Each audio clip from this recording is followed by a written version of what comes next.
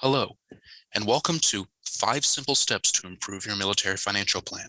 Our presenter today is Relationship Manager Danielle Nuxel. This webinar is brought to you by AFMA Wealth Management and Trust, the premier provider of investment management to the American Armed Forces community. Our company is a fully owned subsidiary of AFMA, a member-owned mutual aid association that has served America's defenders since 1879. This presentation is neither specific investment nor tax advice. We are bound by a fiduciary standard and are required to offer our clients advice and services that are in their best interests. Please enjoy Danielle's presentation. Thank you.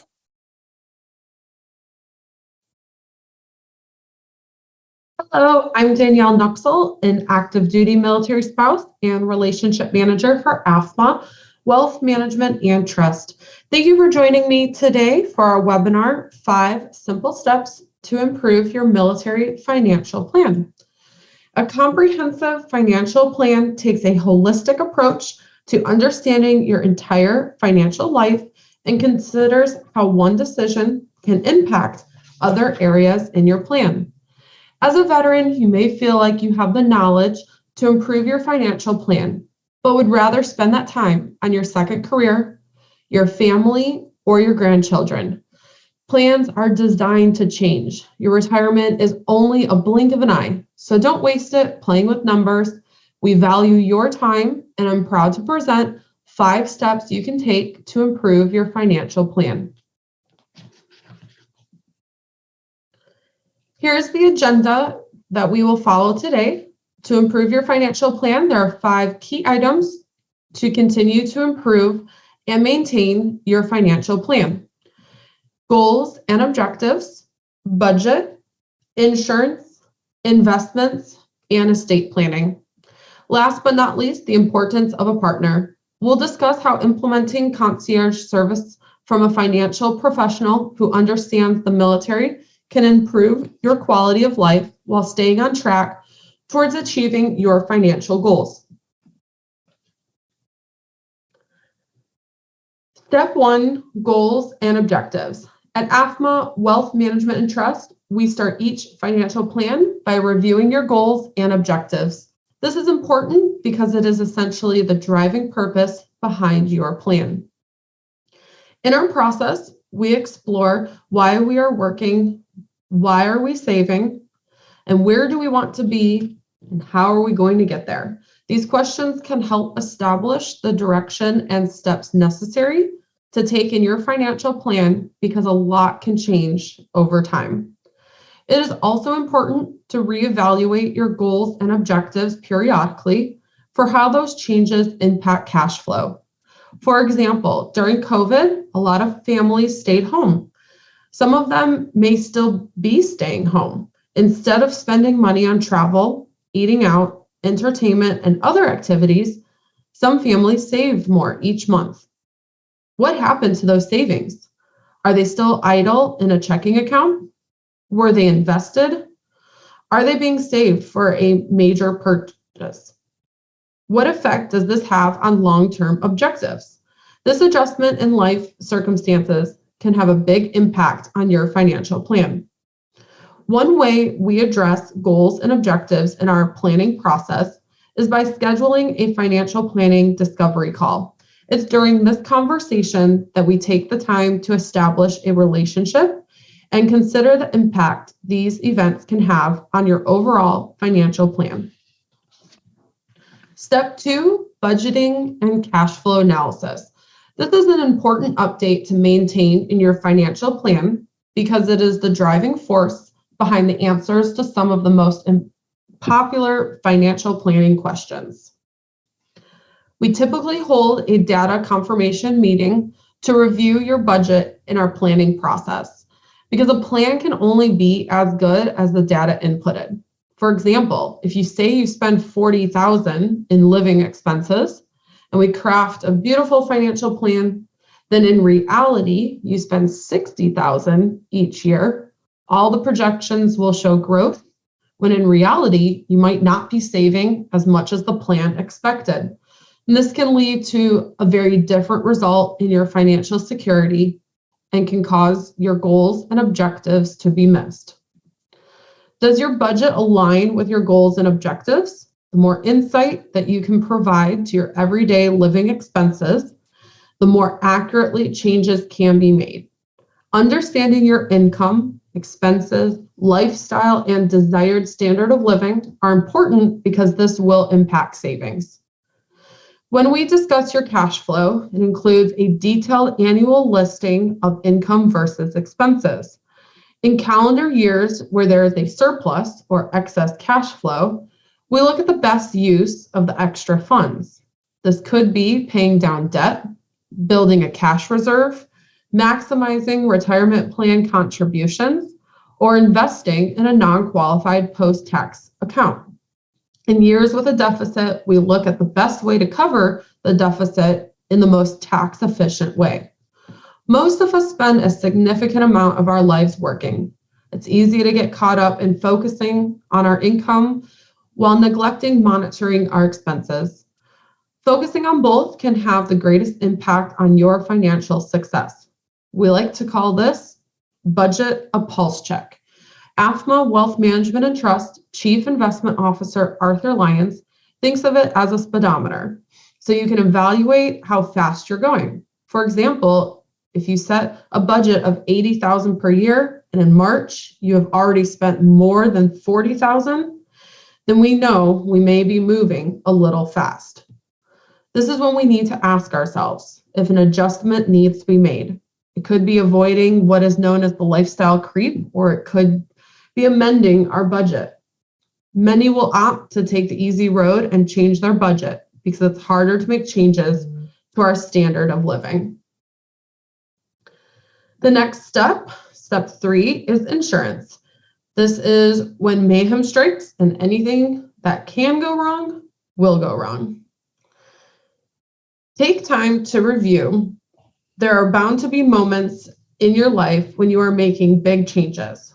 This could be retiring from the military, transitioning to a civilian career, or embarking on a full retirement.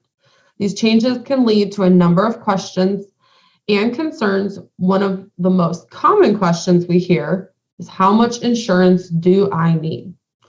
So let's first talk about property insurance to protect our personal use assets. This can include auto, homeowners, boats, motorcycles, and even umbrella policies. Some questions to begin with are, is the insurance coverage on your car enough? Is the deductible the right amount? Are your assets protected if you cause an automobile accident due to inclement weather? Are there discounts for bundling services? Policy amounts and premiums can change each year, so be sure to include this as a part of your review. In addition to property insurance, we need to consider life insurance, disability coverage, and long-term care. We see 3 purposes for life insurance. The first and most common is income replacement. If an income earner in the household has a premature death and his or her income stream ceases due to the surviving family members have sufficient assets and benefits to maintain lifestyle, cover education costs, etc., for the surviving spouse's lifetime. Another purpose is liquidity needs. These are more typical for business owners or those heavily invested in real estate. If the surviving spouse doesn't want to sell the business or property during a down market, life insurance proceeds need to provide the adequate cash flow. The third reason is estate planning purposes. Perhaps your goal is to leave a certain amount of money for children, grandchildren, or a charity, and your current assets are not sufficient to fund that goal. Life insurance can be a cost-effective way to provide that goal if you have a premature death.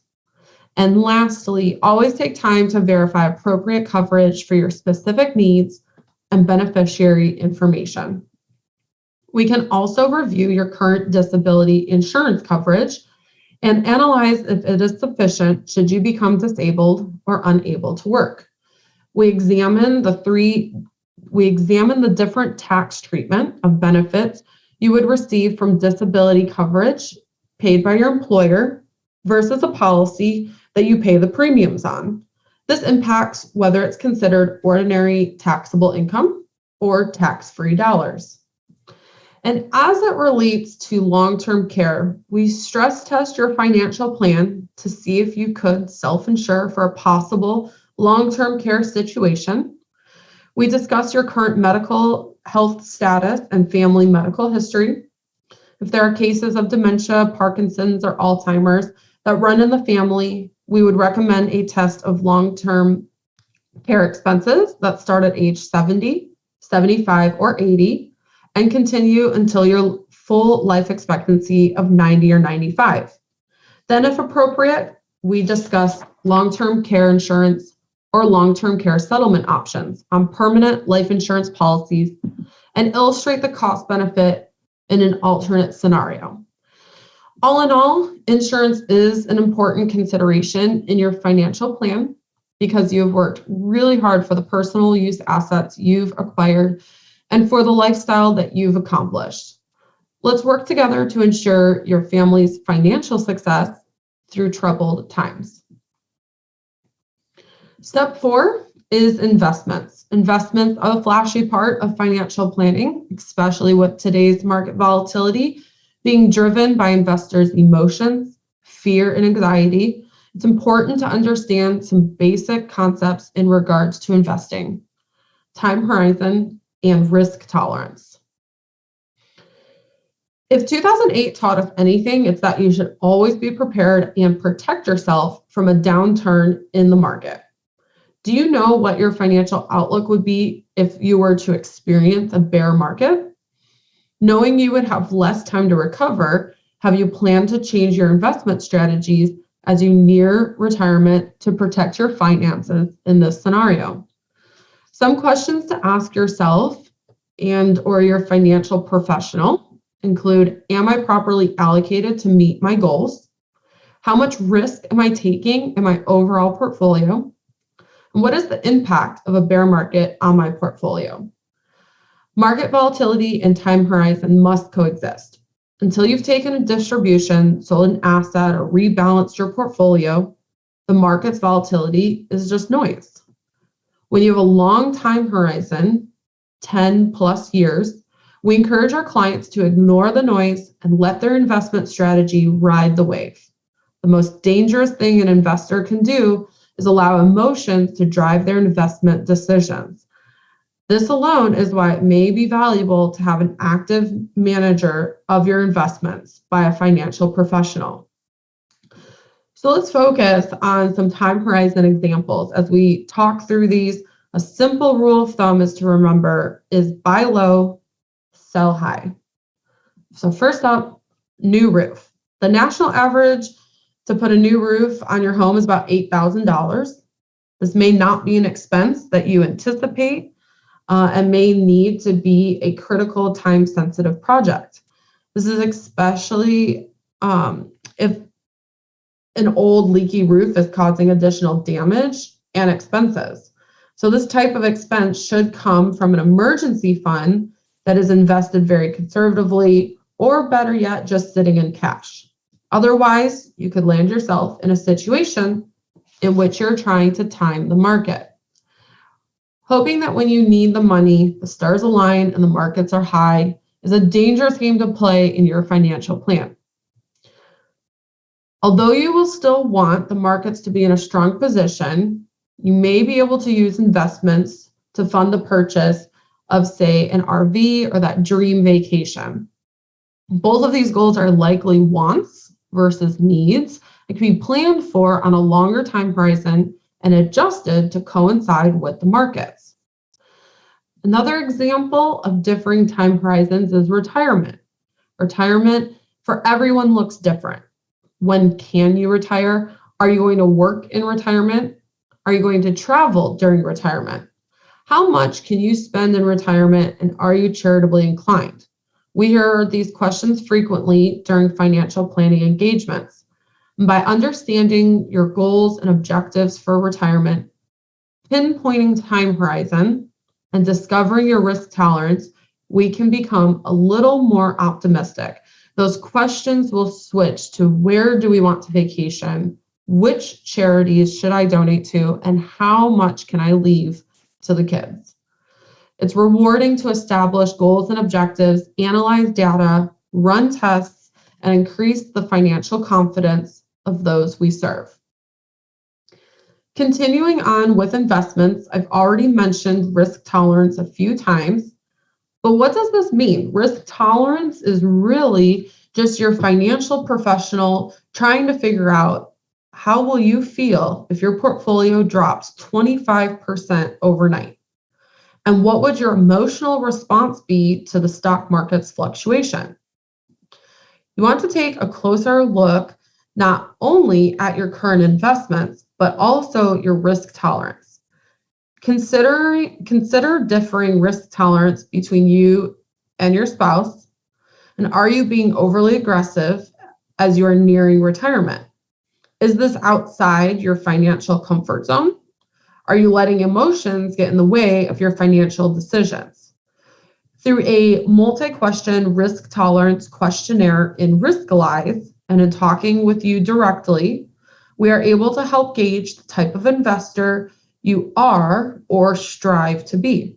From here, we can make recommendations on your current asset allocations and investment objectives.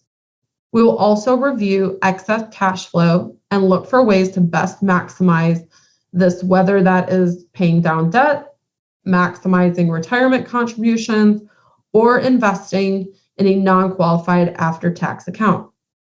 Something that we typically incorporate in our financial planning process is a stress test to your portfolio against specific scenarios. What happens if there is major bear market correction the day you retire? How does that impact your financial situation? What is the financial impact of a long-term care event or a premature death? We can help plan for those and provide peace of mind. So to wrap up investments, the most common financial planning questions we are asked are how much should I save? Or how much do I need to retire? These are such subjective questions, but by identifying your time horizon and risk tolerance accurately from the very beginning, we can develop the right investment and savings strategies to meet your goals and objectives. Our final step to improve your financial plan and ensure it is up to date is estate documents. We address estate plans in our planning process by reviewing the current documents you have in place and discussing them with you in layman's terms to verify if they are still appropriate and aligned with your overall intentions. It's important to note that as a trust company, we do not provide legal or tax advice, as we do not practice law or prepare tax returns. But we do explain and illustrate estate planning techniques that you may want to consider. So when you make a decision and go to your estate planning attorney, you know exactly what you want and why. This will save you time and money in attorney fees. So the next few slides make note of important estate planning documents. Estate planning will be unique to each family situation. So not all of these documents may be critical, but the conversation with your loved ones about your intentions is essential. Two of these documents include wills and durable power of attorney. These ensure that your wishes are guaranteed either prior to or following your death, to include the appointing of an executor of your estate, directing the distribution of your estate, and in situations with minor children, appoints a guardian. A will passes your assets through probate for retitling, and this is an open, orderly, legal process. The disadvantages can be that probate is costly in some states, and there are delays with the courts and publicity. Additionally, the durable general power of attorney enables a trusted individual that you select to handle your financial affairs if you are no longer able to do so.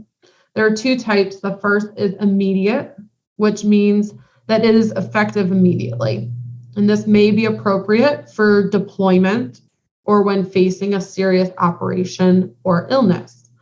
The second is springing, which is not effective until incapacitation, and this is not permitted in some states, so be sure to partner with your estate planning attorney.